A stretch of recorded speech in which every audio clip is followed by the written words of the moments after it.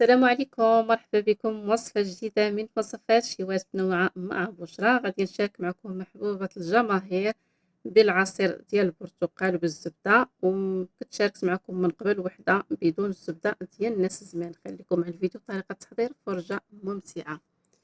بالنسبة للمقادير غادي نستعمل انا العلبة ديال الزبدة. كيف ما كتعرفوا دابا الجو الحار الزبدة راه كتكون دايبة، ما نحتاجوش اننا نستعملوها جوار لان دغيا غادي تخدم.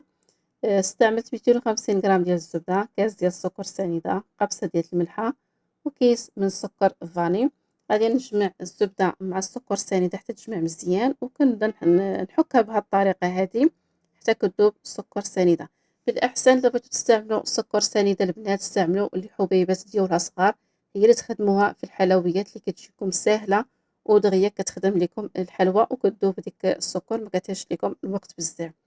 هنا البنات الا درتو الزبده ديال العلبه غادي تضيفي نص كاس ديال الزيت، ولا ضفتي ديك المارغرين مربعه غتستعملي كاس الا ربع ديال الزيت باش ما كتجيكمش الحلوى مقهومه بالدهنيات. كاين بعض المرات كاين اللي كياكل الحلوى كتضرو ولا كتجي دايا كتقهمو، راه تم كتعرفي بان الحلوى فيها الدهنيات كثيره. هنا غادي نضيف 4 الحبات ديال البيض، طبيعه الحال خرجوا من الثلاجه تقريبا واحد نصف ساعه.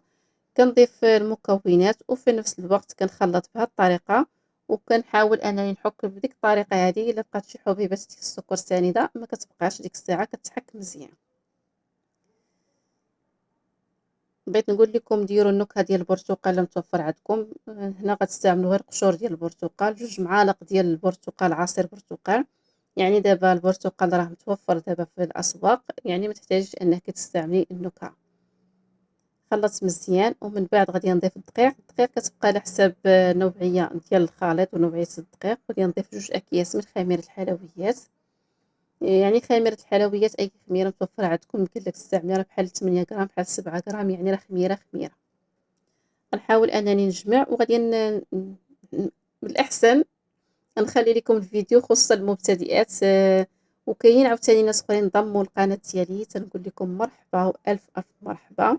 واي حاجه بغيتوني نشاركها معكم كتبوها لي في الكومونتير، كانت استطاعه ديالتي. مرحبا مرحبا مره اخرى، ونتمنى تكتبوا لي في التعاليق وتعطوني الاراء ديالكم من هذه الوصفات اللي كنشارك معكم.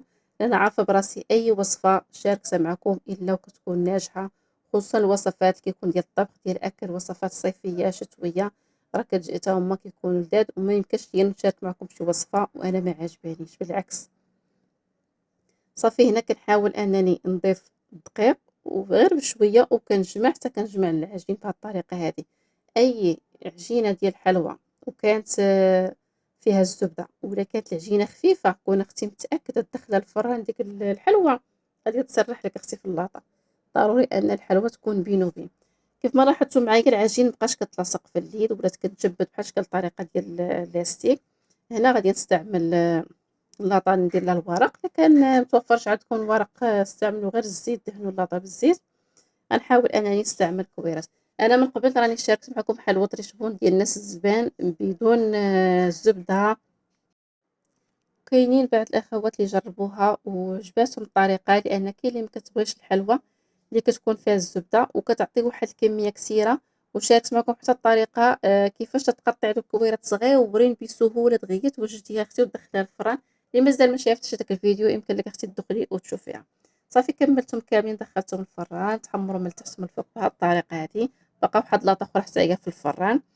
هنايا غادي نستعمل هاد ربع قرعه ديال المربى. كان بقات ليا واحد الحلوه كتصاوب ثاني بدون الزبده بواحد السيده.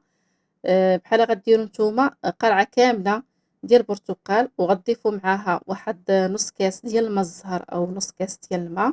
انا كنستعمل الماء الزهر كنحطه فوق البوطه يدفى واحد شويه. صافي كنخليه هنا على جنب باش كنخدم به. هذاك الماء الزهر او الماء هو اللي كيعاون في الحلوى باش كترطب، وفي نفس الوقت داك الماء كيخترق الحلوى باش كتجي ديك الحلوى لذيذه وبنينه بداك المذاق ديال المربى، كتجي شاربه حتى من الداخل. انا غنحاول انني التزيين غنستعملو غير بالكوك، غنخرج منه 3 تشكيلات، يعني نفس العجينه كيف ما غتشوفوا معايا ونفس الكوك غنخرج منه 3 تشكيلات.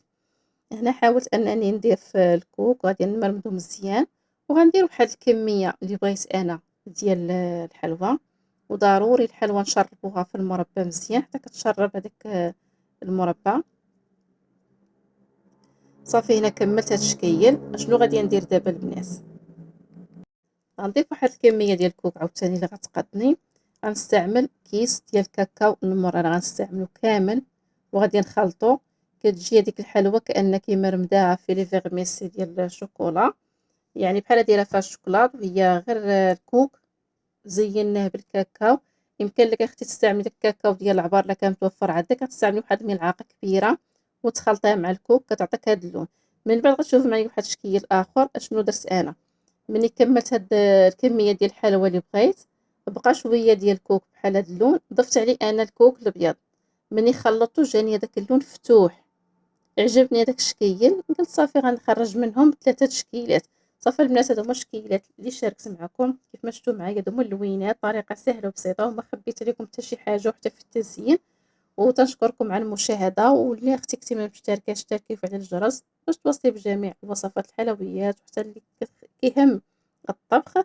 يمكن لك اختي تشتركي فضلا وليس امرا. ونتمنى تشجعوا الفيديو ديالي، والى اللقاء، نلتقي في فيديو اخر ان شاء الله.